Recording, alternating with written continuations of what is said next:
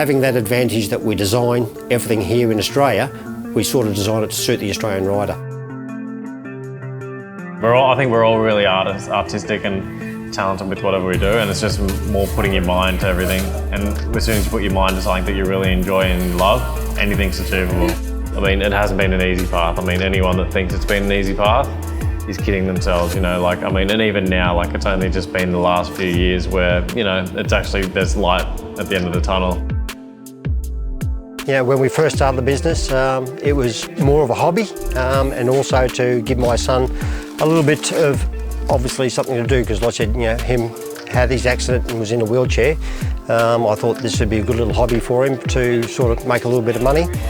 But yeah, obviously it's progressed through there, and like I said, it's quite a big, actually, organisation for, you know, an Australian brand.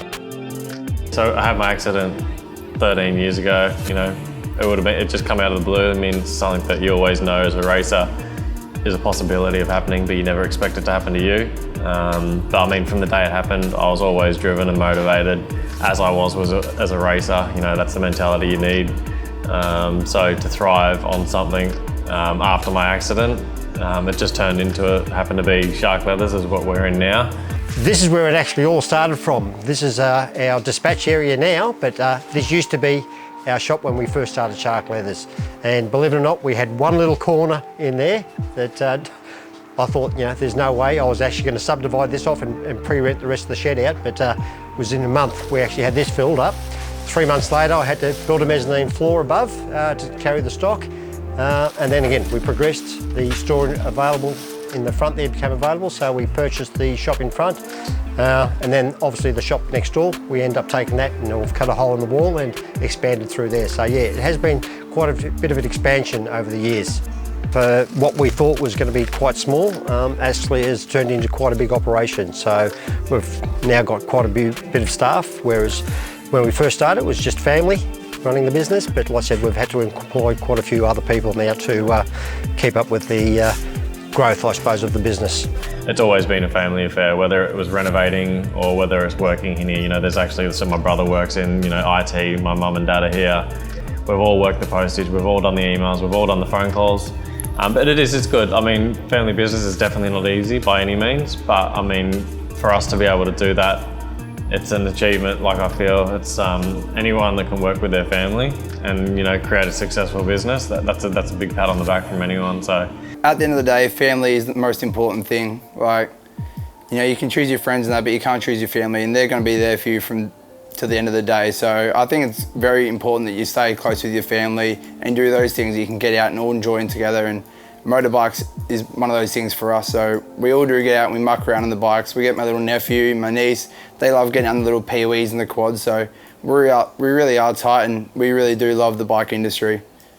I've seen this business grow from at home in the garage, a couple of jackets and, you know, a couple of helmets and boots and bits and pieces, and then I've seen it explode into this, you know, great business that my family's thriving off now. So yeah, to watch the growth of it and to see how passionate my old man and the whole family still stays within it, yeah, it's, of course it kicks me into gear and makes me want to do well in what I do. So yeah, I'm definitely seeing. Yeah, no, I'm proud of all my family and all they've achieved, and you know, it's all been through hard work, I can honestly say that. Yeah, it's all been through hard work and just starting small baby steps and growing. It's great to actually, my youngest son Mitchell, he's great on the computer, and he brings a new flair into this, because like I said, you know, it's a family-based business, but like I said, yeah, with Mitchell, he's got the obviously the design flair with the young at heart, and like I said, he's also, you know, quite aware of what's out there. He goes to a lot of the shows overseas to get ideas and designs and stuff like that from what's happening overseas and what trends are happening, and we bring that back here to Australia as well. So we try and sort of stay, you know, on top of what's, you know, happening in the market, rather than sort of just following, you know, what's always been around. So yeah, we're sort of breaking new grounds all the time. So I came to the business a few years ago. When I first came here, I was just on the floor. I was just selling bits and pieces, working for Dad and my brother. I had a few ideas, because I myself don't like wearing big bulky leather jackets or anything like that. You know, when I rode, I wanted to be in a t-shirt or a hoodie. So I sort of come up with the concepts of pushing that market more of the Kevlar style, because I know it's what I wanted, it's what my friends wanted, so I saw there was a market, so that was my sort of first designs, was in that Kevlar range with the t-shirts and the hoodies and stuff like that. When it comes down to, like I said, the final stage of it, I still have a fair bit of input, because at the end of the day, like I said, I've got to be happy with the product going out to the consumer. Obviously, Mitchell's got a young head, and obviously he looks at the younger rider. I'm a little bit more aged. I sort of look at the older rider as well, because there's a lot of us out there. So, with the mix together, I think that's what sort of gives us a good blend. This is one of our newer jackets, the Alto jacket. And again, like I said, it's got a lot of actually built-in ventilation. You've got actually vents through the zips here as well, which actually open up. And that's so it ventilates through the arms. There's, like I said, plenty of air ventilation, so that's what we sort of aim at, is obviously something that's going to keep you cool, but well protected. So it really depends on the customer. So we have anyone that I can come in and design a set of leathers in a matter of 5 minutes, all the way through to a couple of weeks. It just really depends on what they're after, back and forth with designs and getting logos from sponsors and stuff. So it can really vary from, like I said, 5 minutes to a couple of weeks, just really depending on the customer. We sort of like to stay in the format of progressing forward all the time. So again, Australia hasn't had really any sort of certification for gear that's available here in Australia. And like I said, people just I don't think understand what, like CE is, so they see a CE label, but that may only be for the armours of the jacket, it's not the jacket actually that's been approved. We're in the process now. We've just had our Kevlar jeans done with, like I said, has been certified for crash testing, burst abrasion testing and all the rest of it. So that's actually got CE certification.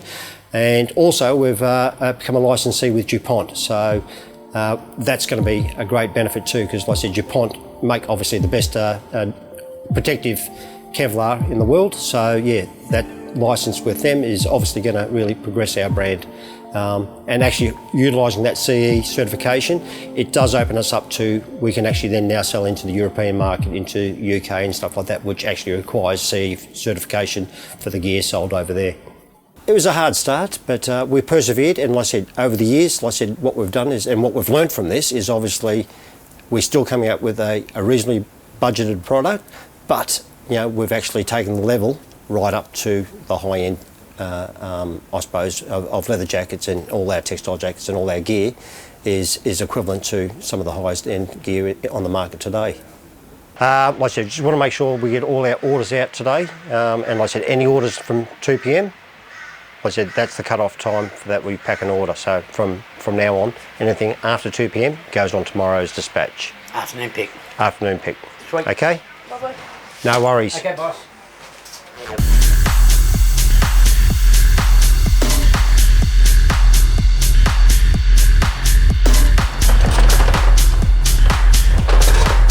Well, when it comes to helmets, Darren's the actual expert, because like I said, he's worked in the industry, and obviously, he was one of our reps actually, believe it or not, selling me helmets, so he probably knew more about the helmets than I did. I used to just love the fit and what they look like, but yeah, Darren actually probably knows more about the technical aspect of helmets than what I do. Helmets is my thing. I love helmets. I spend hours on the internet researching them and finding all about them, and not only the ones that we stock, but also the ones that we don't stock.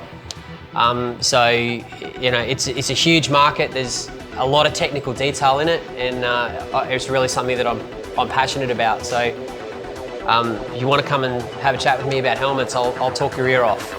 Oh look, I'll tell you now, with the new materials that have come out with in the industry, the textiles, believe it or not, the soft shells, which have been found to be pretty good for abrasion wear, and like I said, they are sort of really competing against that leather, which traditionally, like I said, everybody kept on thinking that leather's the answer for the best protection in the world.